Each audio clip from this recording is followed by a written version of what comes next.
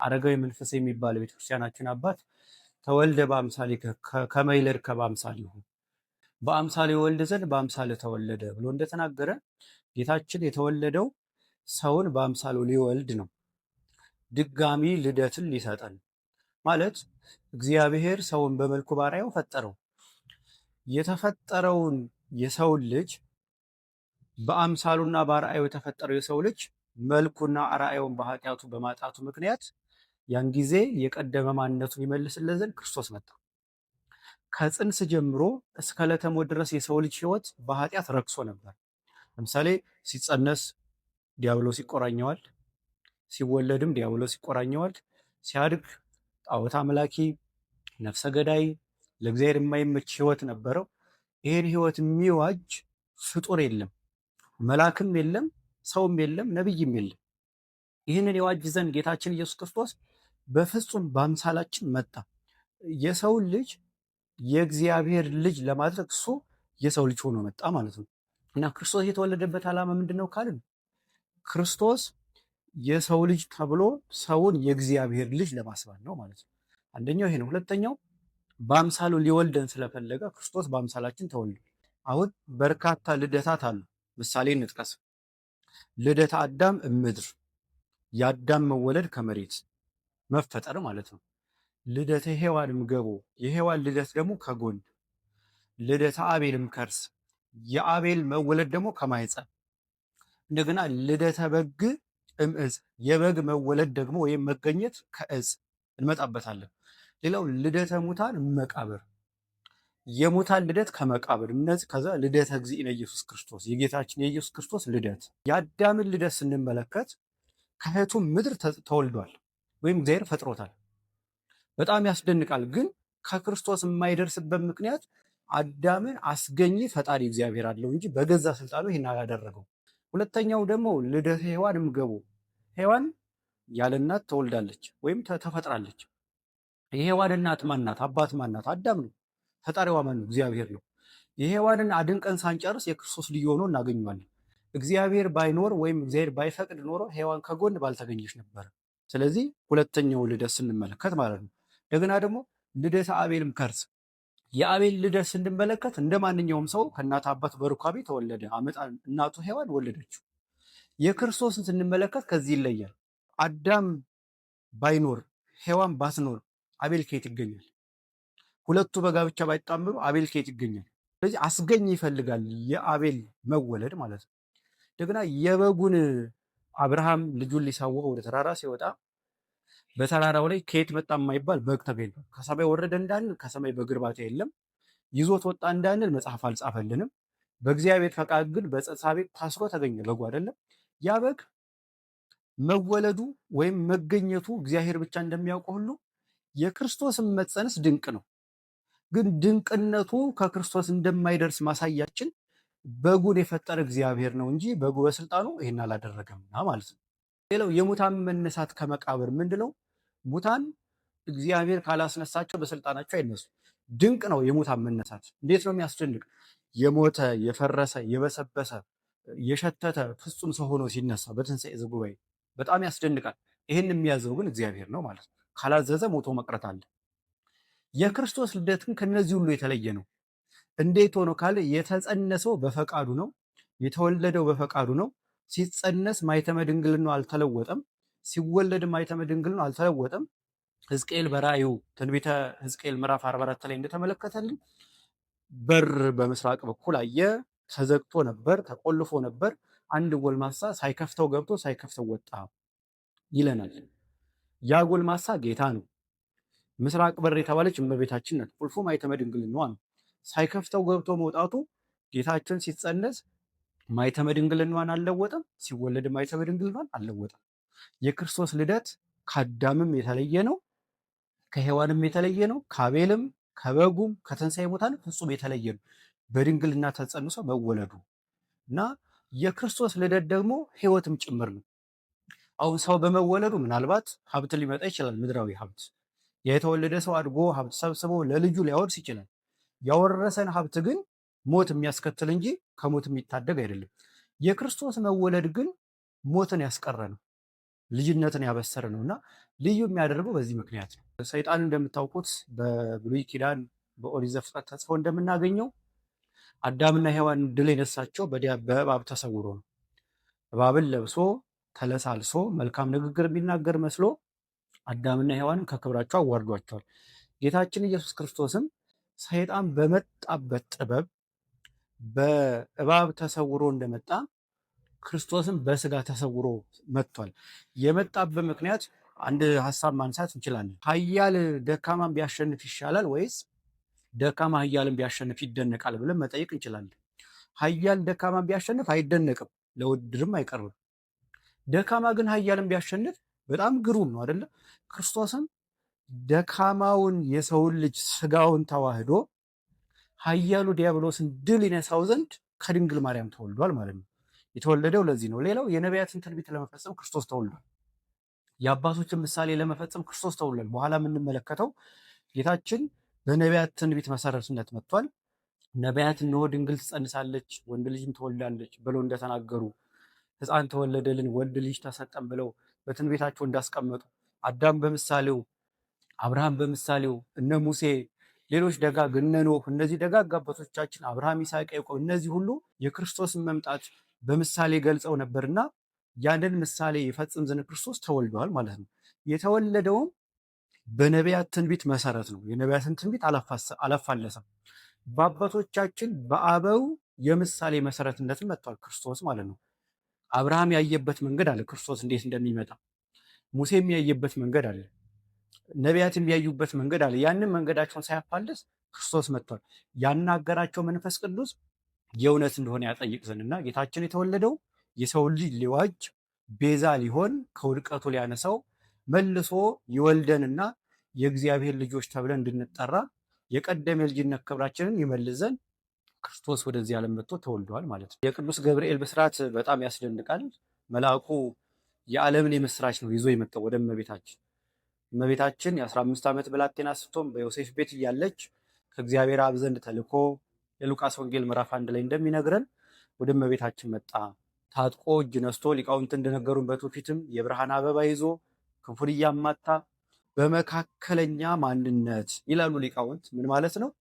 ፍጹም ሽማግሌ ሳይሆን ፍጹም ወጣት ሳይሆን በመካከለኛ የሰው ማንነት ለእመቤታችን ተገለጸላት። ፍጹም ወጣት ቢሆን ሌላ ነገር እንዳታስብ፣ ፍጹም ሽማግሌ ቢሆን ሸምግሎ አይምሮ ስቶ እንዳትል እመቤታችን በመካከለኛ ማንነት ተገልጾ ወደ እመቤታችን መጣ፣ አበሰራት። ያንን የምስራች እነሆ ትጸንሻለሽ፣ ትወልጃለሽ ብሎ ነገራት። ሰላምታውንም አቀረበላት። ይህ ሰላምታ በጣም እንግዳ ነው። በነገራችን ላይ ደስ ይበልሽ የሚል ሰላምታ ለ5500 ዘመን ሙሉ የጠፋና የማይነገር ነው። ምክንያቱም ደስታ የለም፣ ያለ ክርስቶስ ደስታ ስለሌለ ማለት ነው። ያንን ደስታ ይዞ ወደ ድንግል ማርያም መጣ፣ አበሰራት።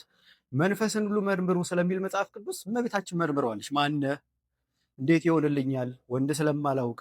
በነገራችን ላይ እዚህ ላይ እመቤታችን ወንድ ማወቅ ፍላጎታ ቢሆን ኖሮ ትጸንሻለች ሲላት እሺ ብላ ወደ ትዳር ለመሄድ ሀሳቧን ታቀርብ ነበር። ምክንያቱም ጽንስ ያለ ወንድ እንደማይሆን በተፈጥሮ ይታወቃልና። እመቤታችን ግን ምንድን ነው ያለችው? ወንድ ስለማለው ይህ እንዴት ይሆናል ብላ ዘግታን ያናገረችው መንገዱ ማለት ነው። ቅዱስ ገብርኤልም መጽነሷ መውለዷ በፈቃድ እግዚአብሔር በመንፈስ ቅዱስ መሆኑን ገልጾ ነገራት። ምሳሌም ጠቀሰላት። እንግዲህ የጠቀሰው ምሳሌ ዘያሐጽጽ ይባላል። ሙሉ ምሳሌ አይደለም። የጠቀሰላት አክስቷ ኤልሳቤጥን ነው።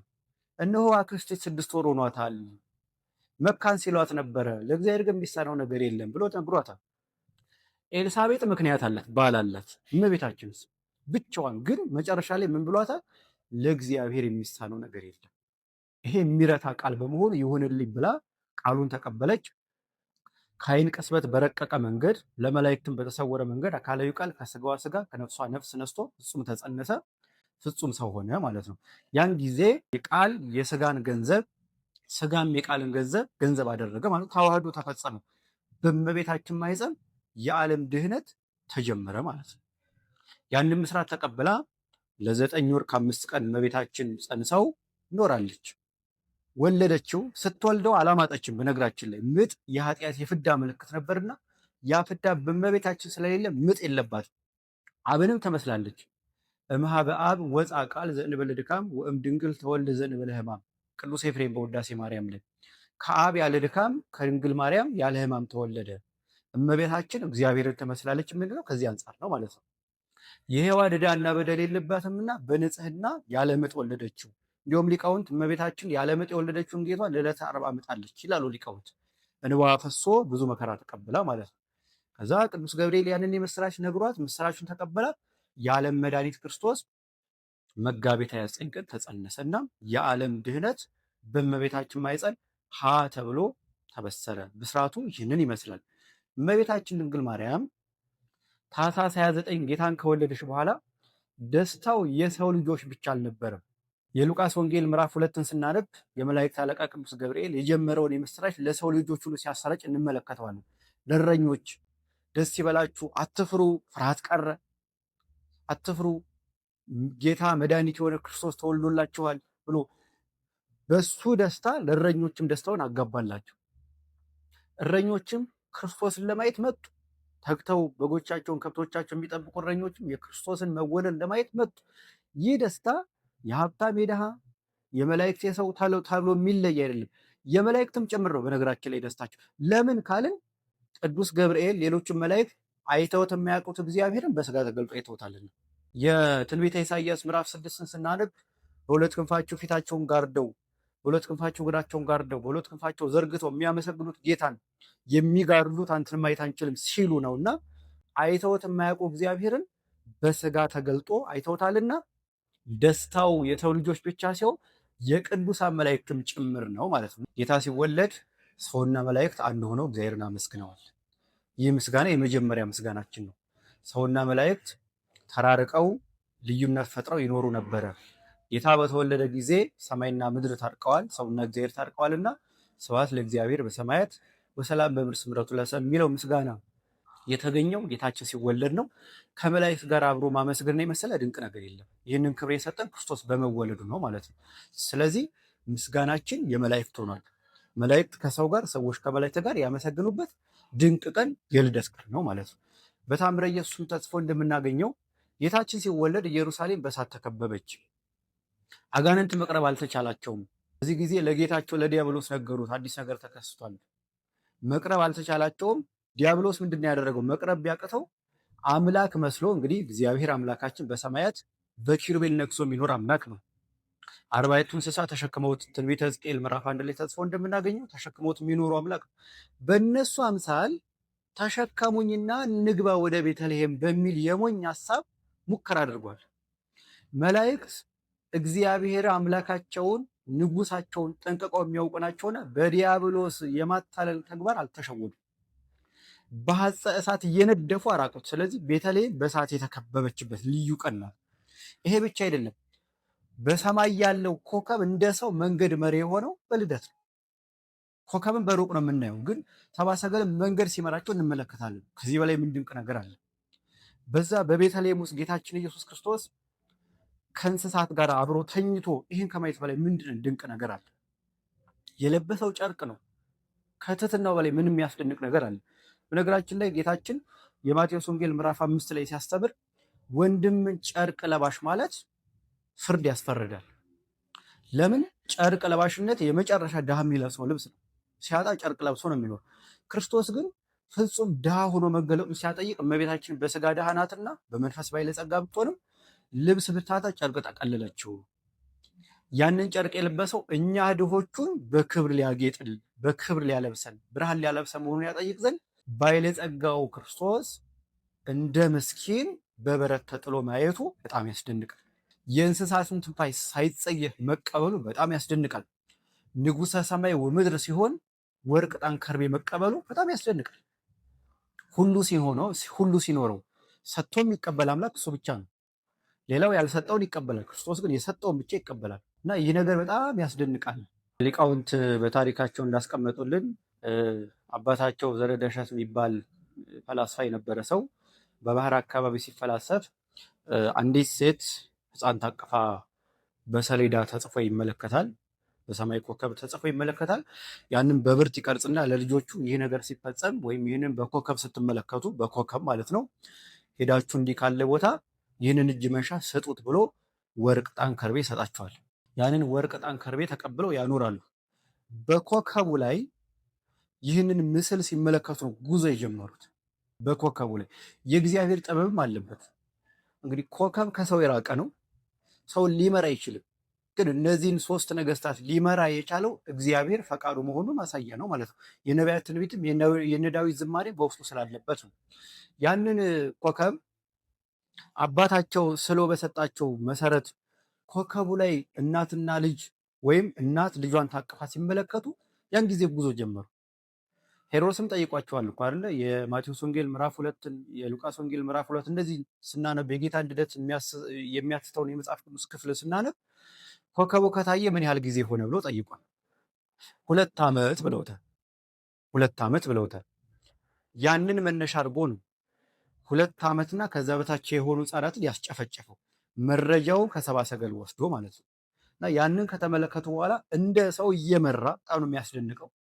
እንደ ሰው እየመራ ይዟቸው መጥቷል። ግን መጽሐፍ ቅዱስን ስናነብ አይቴ ሀሎ ዘተወልደ ንጉሰ እስራኤል፣ የእስራኤል ንጉስ ወዴት ነው የተወለደው እያሉ ነው የጠየቁት። ኮከብ ከበራቸው ምን አስጠየቃቸው ብለን መጠየቅ ይችላል።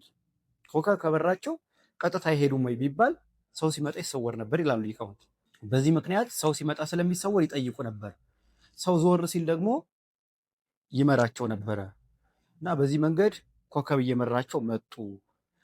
ታምረ ኢየሱስ ትርጓሜ መጽሐፍ ሌሎችም 12ም 3ም ይላቸዋል። 12ም 3ም ያለበት ምክንያት የመጡት 12 ናቸው፣ የገቡት ግን 3 ናቸው። ይሄ የሆነበት ምክንያት የቀሩት 7ቱ ጦር ከኋላ ተነስቶባቸው ወደኋላ በመመለሳቸው አንድ፣ ሁለተኛ ደግሞ ንጉሰ ነገስት ናቸውና ቤተልሔም ለእነዚህ ሁሉ ነገስታት በቂ ባለመሆኗ ለስንቅም ስለማይመች ወደኋላ ተመልሰዋል። ፍጻሜው ግን እግዚአብሔር የፈቀደላቸው 3ቱ ነገስታት ከበረከተ ልደቱ እንዲሳተፉ ስለፈቀደ፣ ሌሎቹ ግን ስላልፈቀደ እሱ ባወቀ ወደኋላ ተመልሰዋል። ኮከብ እየመራቸው ቀጥታ ወደ ቤተልሔም መጡ። አይቴሃሎ ዘተወልደ ንጉሠ አይሁድ፣ የአይሁድ ንጉስ የእስራኤል ንጉስ ወዴት አለ? ስም ማዕከላዊ ገልጾላቸው። ስም ማዕከላዊ ማለት ስም ላዕላዊ ይባላል። ትልቅ ስም አይቴ ሀሎ ዘተወልደ አምላክ፣ የተወለደው አምላኬ ወዴት አለ ብለው ቢጠይቁ ምን አይነት ምላሽ ነው የሚያገኙ? ምን ሞኞች ናቸው፣ አምላክ ይወለዳል የሚል ሰው ይነሳባቸውና ተስፋ ቆርጠው ይመለሱ ነበር። አይቴ ሀሎ ዘተወልደ ህፃን፣ የተወለደው ህፃን ወዴት አለ ብለው ቢጠይቁም በእስራኤል የማይወለድ ህፃን የለም፣ በየቀኑ ይወለዳል፣ በየቀኑ በሰው ይሞታል፣ የትኛው ህፃን ተብለው ሊመለሱ ይችሉ ነበር።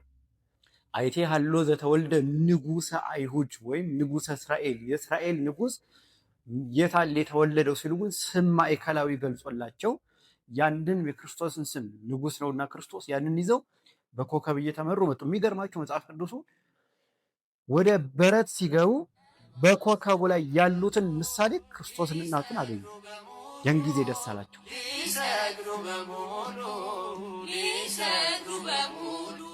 ቅዱስ ዮሐንስ አፈወርቅ ይህንን ያነሳና እነዚህ ሰብአ ሰገል ክርስቶስን ለማግኘት 2 ዓመት እንደለፉ አንተ አጠገባ ያለው ቤተክርስቲያን ለመሄድ የምትሰንፍ ምን አይነት ቅጣት ይጠብቃል ብሎ ይናገራል። ለሰነፎች ማለት በልደት ቤት ለሚተኙት እና በዚህ መንገድ ጌታችንን በኮከብ እየተመሩ በአባታቸው መነሻነት በእግዚአብሔር ፈቃድ ቤተልሔም ክርስቶስ የተወለደበት ስፍራ ላይ ለመድረስ በቅተዋል ማለት ነው። ቅዱስ ያሬድም አባታችን በእንተ ልደቱ ለክርስቶስ አድባር ኮኑ ህብስተ ሕይወት፣ በክርስቶስ ልደት ጊዜ ወይም ስለ ክርስቶስ ልደት ተራሮች የሕይወት እንጀራ ሆኑ፣ ወዕፀ ወገዳምኒ ፈረዩ አስካለ በረከት፣ የበረሃ ወይም የጫካ ዛፎች ሁሉ የበረከት ፍሬን አፈሩ፣ ወማየ ባህርኒ ኮነት ሐሊበ ወማዕረብ፣ ወንዞችም ባህሮችም ማርና ወተት ሆኑ ማለት የክርስቶስን መወለድ ደስታ በሰሩ ብሎ ቅዱስ ያሬድ ሳይቀር በዝማሬ ያመሰገነበት ቀን ነው። በርካታ ድንቅ ነገሮች ተፈጽሟል። ከምንም በላይ ግን የመጨረሻው አምላክ ሰው ሆኗል፣ ሰው አምላክ ሆኗል። ይሄ ትልቅ ሀብታችንና ትልቅ ታምር ነው ማለት ነው። በዓለ ልደት እንደምታውቁት የብርድ ወራት ነው። በቤተልሔም መጽሐፍ ቅዱስ እንደሚነግረን በብርድ ወራት ክርስቶስ እንደተወለደ እኛም ክርስቶስ ለእኛ ሲል ብርዱን ከታገሰ እኛም ለክርስቶስ ስንል ቤተክርስቲያን በማደር ብርዱንም ታገሰ እንድናከብር ነው ቤተክርስቲያን የምታስተምረው። አንድ ሰው ልደቴን እናክብር ብሎ ቢጠራን ልደቱን የምናከብረው ባለቤቱ ባለበት ቦታ ነው። እዚህ ቤት ጠርቶን ውጭ ሄደን ብናከብር ምንድነው ትርጉሙ? ትርጉም አልባ ነው አይደለ? የልደቱ ባለቤት ጌታችን መድኃኒታችን ኢየሱስ ክርስቶስ ከሆነ የእሱ ከሆነ በዓሉ መከበር ያለበት እሱ ባለበት ስፍራ ነው። እሱ የሚገኘው በረድኤት የሚገለጸው የት ነው ካልን በቅድስት ቤተክርስቲያን። ልደቱ የሚከበረው በቤተክርስቲያን ከሆነ ከቤተክርስቲያን ውጭ ማክበር ባለ ልደቱ የሌለበት ቦታ መዋልና ማደር ጊዜን ማባከን ይባላል ማለት ነው። እና እንደ ኦርቶዶክሳዊነት የጌታችን የኢየሱስ ክርስቶስ ልደት የሚከበረው ማህበረ መላእክት ባሉበት፣ ጌታ ባለበት፣ እናቱ ድንግል ማርያም በተገኘችበት፣ ሰሎሜና ዮሴፍ ባሉበት፣ ከብቶቹ ባሉበት፣ አህያው ባለበት ስፍራ ነው። እነዚህ ሁሉ ፍቻ አላቸው። አህያው ባለበት ማለት አህያ የዋህ ነው እንደምታውቁት፣ ዱላን ሲቀበል የሚኖር በመገረፉ የማይጸጸት የማይከፋ ነው። የዋሃን ባሉባት በቤተ ክርስቲያን። ላም መስዋዕት ነው። መስዋዕት ክርስቶስ ባለበት በቤተ ክርስቲያን። እመቤታችን ለቃል መውረድ ለስጋ ማድረግ ምክንያት ናት። ለዓለም መዳን ምክንያት ናት። እመቤታችን ባለችበት በቤተ ክርስቲያን። ዮሴፍ፣ ሰሎሜ የምዕመናን ምሳሌዎች ናቸው። ምዕመናን በሚያከብሩበት በቤተ ክርስቲያን፣ ጌታ ባለበት በቤተ ክርስቲያን መከበር አለበት ማለት ነው። ከዚህ ውጭ ብንሄድ ክርስቶስ የሌለበት፣ ክርስቶስ የማይመለክበት ስፍራ ሄዶ ከዲያብሎስ ጋር ከመጋባት ውጭ የሚገኝ አንዳች ትርጉም የለም። ስለዚህ የመጀመሪያው ቅድሚያ በግም ዶሮውንም ምንም ከመብላት በፊት የበዓሉ ባለቤት ጌታችን ኢየሱስ ክርስቶስ ፊት ቆሞ በማህሌቱ በመካፈል ቅዳሴውን በማስቀደስ ማክበር ይገባል። ይሄ ቀዳሚውን የሚይዝ ነው ማለት ነው። ሁለተኛው እንግዲህ የመብል የመጠጥ በዓል የሚጨምር ነው። ሰው ባለው በአቅሙ የሚበላው የሚጠጣውን ያዘጋጃል። ማረድ የሚችል መጥመቅ የሚችል ያንን ነገር ማድረግ ይቻላል። ልኩን አይለፍ እንጂ የተፈቀደ ነው። ግን ያንን ካዘጋጀን በኋላ ምን እናደርግ ካልን ይህን የሚመልስልን የሉቃስ ወንጌል ምዕራፍ 14 ላይ ነው። ጌታችን ሲያስተምር ምሳ ባዘጋጀ ጊዜ ጎረቤቶችን፣ ዘመዶችን አትጥራ፣ ዓይን የሌላቸው እግር የሌላቸው እጅ የሌላቸው ምስኪኖች አሉ፣ እነሱን ጥራና ከእነሱ ጋር አሳልፍ ብሎ ይናገራል። ከእነሱ ጋር ብናሳልፍ ምን እናገኛለን? ጊዜያዊ ነገር አናገኝም። ጊዜያዊ አንድ ሰው ድግስ ሲደግስ መቼም ውለታ ጠብቆ የሚደግስ አለ። ከሌ ጠርቶኛል፣ ጠራዋለሁ፣ ባለፈው አልጠራኝም፣ አልጠራው የሚል ነገር አለ። ጎረቤት ብንጠራ ነገ ሲደግስ መልሶ ይጠራል፣ ብድር ይመልሳል ማለት ነው። እነዚህ ምስኪኖች ግን የሚከፍሉት አንዳች የላቸው። ይበላሉ፣ ይጠጣሉ፣ ይሄዳሉ። እንዲሁም መጽሐፍ ቅዱሳችን ምን ይላል? በዚህ በመጽሐፈ መክብብ ላይ ፈኑ ህብስተከ ውስተ ገጸ ማይ፣ እንጀራን በውሃ ፊት ጣለው፣ እስመ በብዙ መዋዕል ተረከበው፣ ከብዙ ዘመን በኋላ ታገኘዋለህ ይላል። እንዴት ነው እንጀራ ውሃ ላይ የሚጣለው ቢሉ፣ ውሃ ላይ እየጣሉት መልሰው እንዳያገኙት ስትመጸውት መልሼ እቀበላቸዋለሁ ሳትል ስጥ ማለት ነው። ለማን ነው የምንሰጠው ካልን መልሶ ለማይከፍሉ ለነዳያን ነው። ዛሬ 50 ብር 100 ብር ያቅማችንን ብንሰጣቸው መልሶ አይሰጡንም። አመስግኑ ላይ አመሰግኑም ይችላሉ፣ እንደየሰው ይለያያል። የምንጠብቀው መቼ ነው? ዋጋው የትንሣኤ ዘጉባኤ ጊዜ እና የክርስቶስ ልደት ከነዚህ ምስኪኖች ጋር ማክበር ብንችል ትልቅ ዋጋ ነው። በአቅማችን አብልተን እኛ ምንሻትን እኛ በዓልን እንዴት መዋል እንዳለብን ልባችን ያውቀዋል። የእኛን ውሎ እነሱም እንዲውሉ። ክርስትና ማለት ሌላው የሚወደውን ራስን ማድረግ አይደለም። እኛ የምንወደውን ደግሞ ለሌላ ማድረግ፣ እኛ እንድንውል የምንፈልገውን ነገር ሌላውም ሰው በዛ መንገድ እንዲውል ማድረግ። መሰደብ አንፈልግም፣ አለመሳደብ። መራብ ካልፈለግን እንዳይራቡ ማድረግ ስለሆነ ያችን የክርስቶስን የልደትን ቀን እግዚአብሔርን በማመስገን በቅድስት ቤተክርስቲያን በመገኘትና ምስኪኖችን በመጎብኘት ማክበር ይገባል። ጌታችን በተናቀ ስፍራ ላይ እንደተገኘ ዓለም በናቀው ስፍራ ላይ መገኘት ክርስቶስን ያስመስላልና በዚህ መንገድ በተለይ ወጣቶች ኦርቶዶክሳውያን ውሏችሁ አደራችሁ ከክርስቶስ ጋር ይሁን፣ ከዲያብሎስ ጋር ጋብቻን አንፍጠር። ይህንን ታላቅ ቀን እንድናይ የፈቀደልን በልጅነት የአዳም ልጅ የአብርሃም ልጅ የዳዊት ልጅ ተብሎ ልጁ ያደረገን አምላካችን ቅዱስ እግዚአብሔር ስሙ የተመሰገነ ይሁን።